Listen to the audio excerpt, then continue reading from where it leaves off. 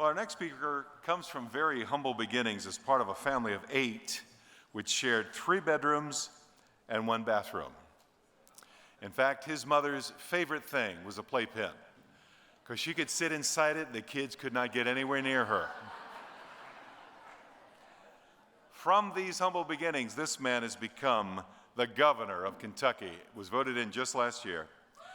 And though it was, he came from a very financially humble home, he was raised with a very strong work ethic and solid Christian values. This was tested just recently after the Rowan County Clerk, Kim Davis, defied the judge's order to issue marriage licenses to same-sex couples. He courageously stood with her and commended her for her willingness to stand for her First Amendment rights.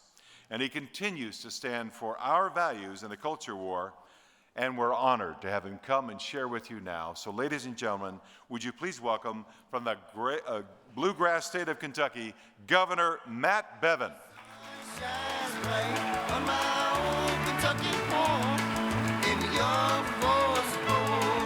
very much.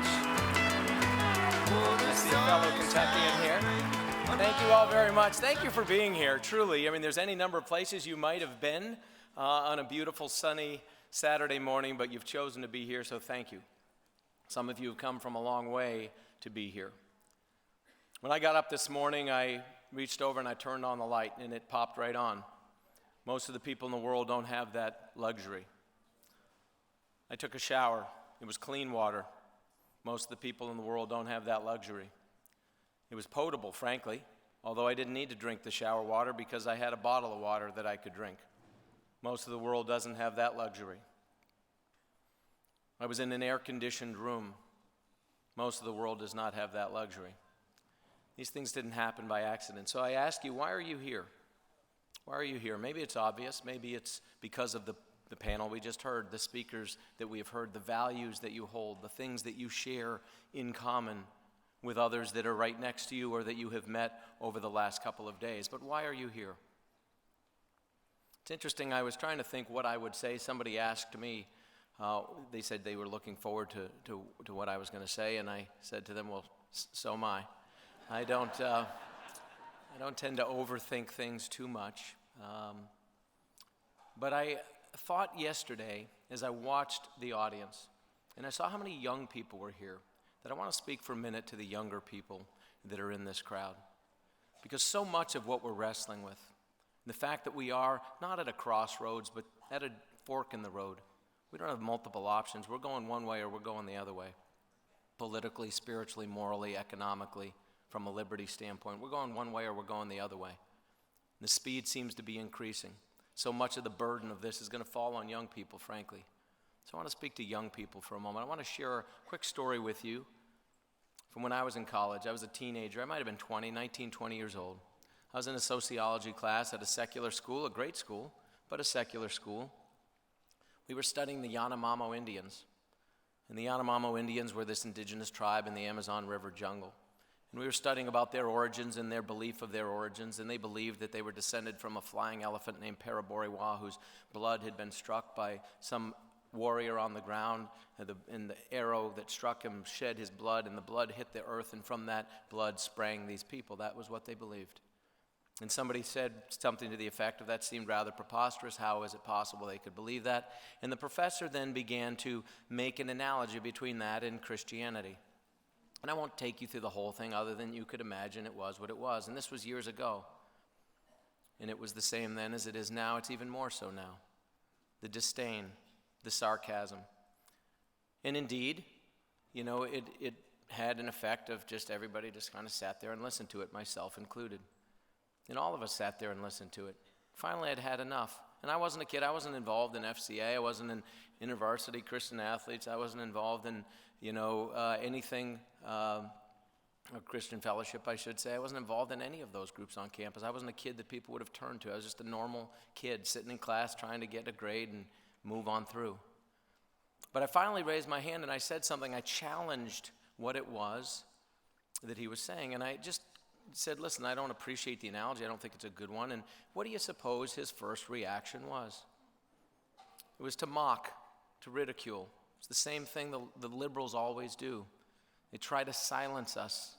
They try to get us to shut our mouths. They try to embarrass us. Don't be embarrassed. We were not raised to have, we were not redeemed to have a spirit of timidity. We weren't.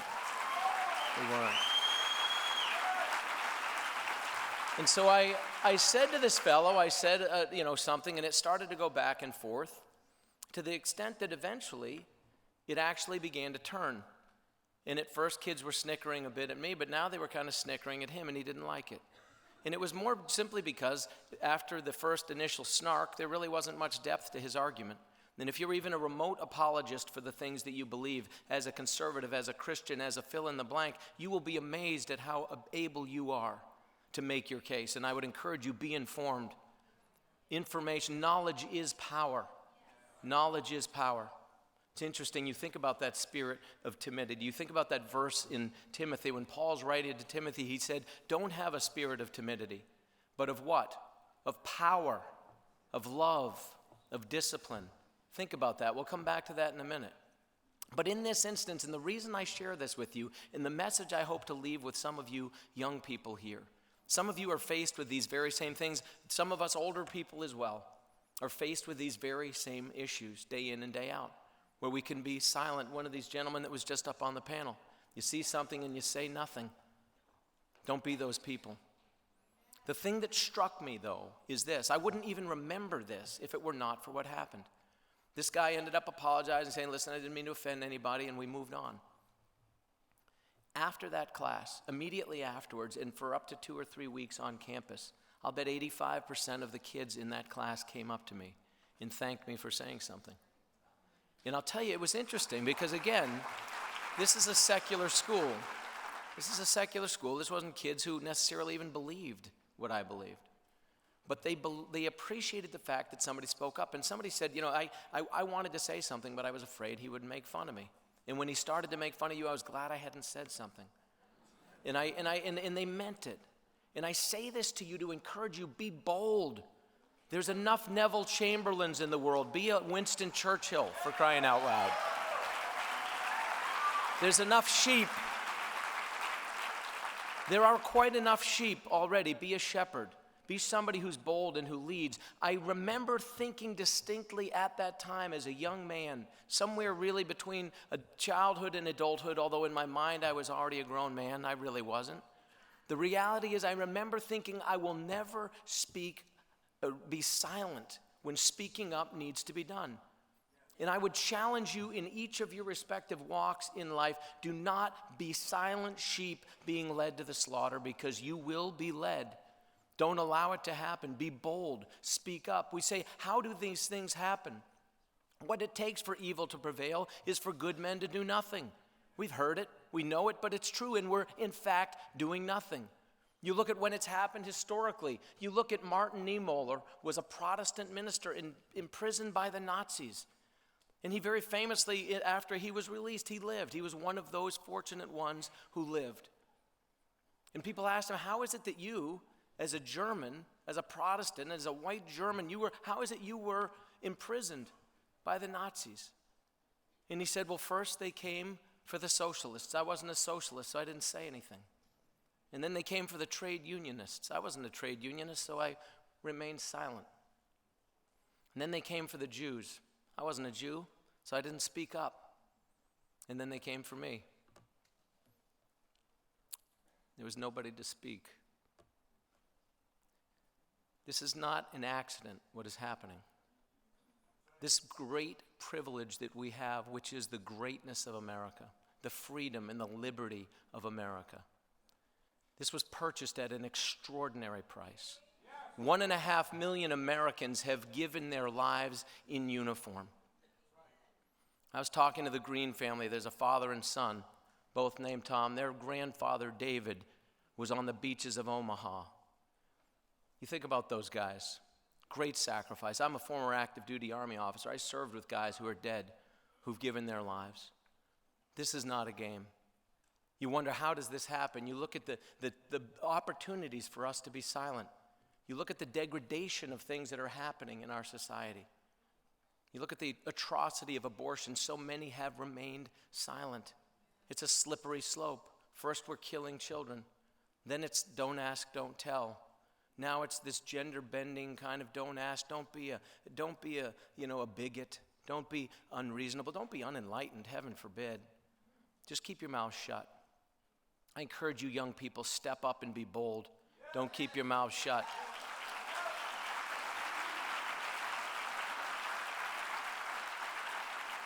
I'll tell you, America is worth fighting for. America is worth fighting for, ideologically. I want us to be able to fight ideologically, mentally, spiritually, economically, so that we don't have to do it physically. But that may in fact be the case. I want to encourage you as well not to just come here and listen. There is nearly on the other side of the world 2 bodies of water.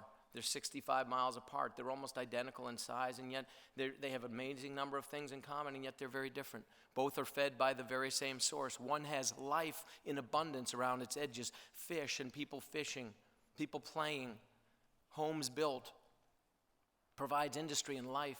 The other one, 65 miles away, fed by the very same source, has no life, no one living around the edges of it, no fish. What's the difference?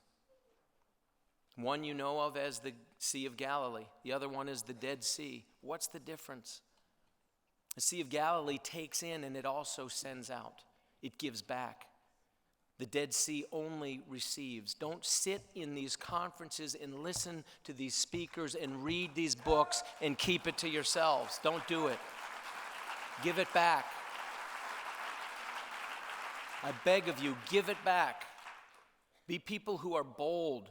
America needs it. Somebody asked me yesterday, I did an interview, and they said, do you think it's possible, if Hillary Clinton were to win the election, do you think it's possible that we'll be able to survive that? Would we ever be able to recover as a nation? And while there are people who have stood on this stage and said we would not, I would beg to differ, but I will tell you this. I do think it would be possible, but at what price? At what price?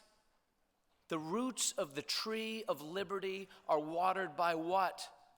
The blood of who? The tyrants, to be sure, but who else? The patriots. Whose blood will be shed? It may be that of those in this room. It might be that of our children and grandchildren. I have 9 children.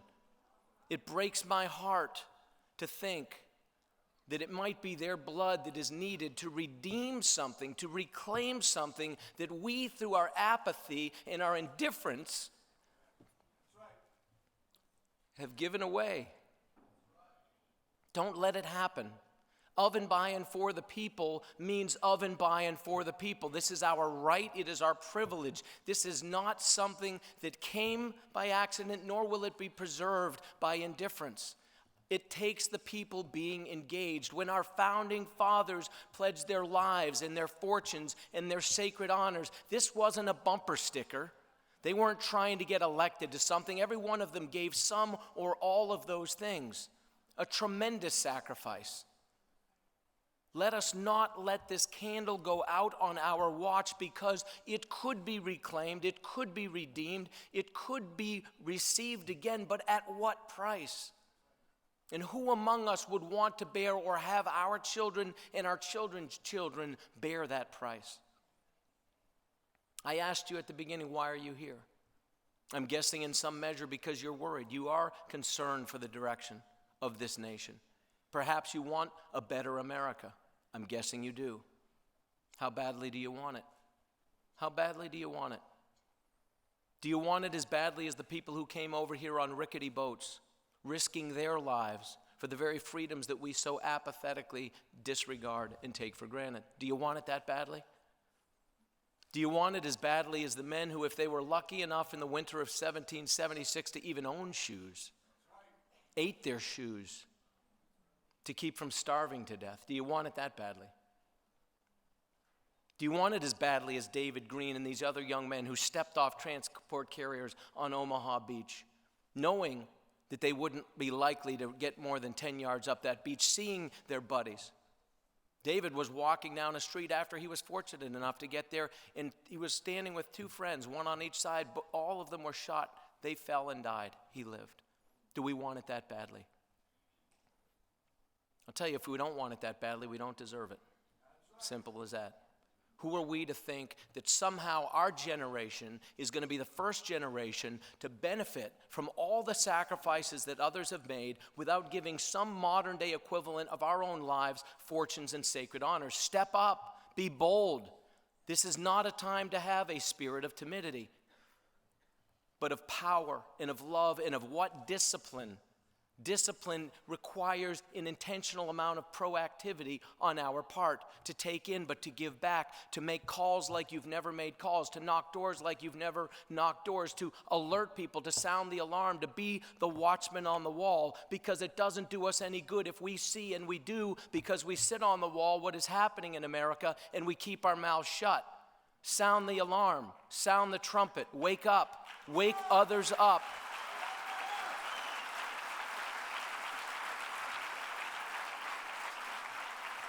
I pray for my children for many things, but I pray for two specific things repeatedly. When I'm with them and when I'm not with them, out loud and silently, I pray for two things. I pray that they will have the wisdom and the discernment to know the difference between what is right and what is wrong. But I pray additionally that in addition to that understanding, that they will have the courage to do it. It's what I pray for you young people. It's what I pray for each and every one of you. It's what I pray for America. May God bless you. Oh, the sun shines bright on my old Kentucky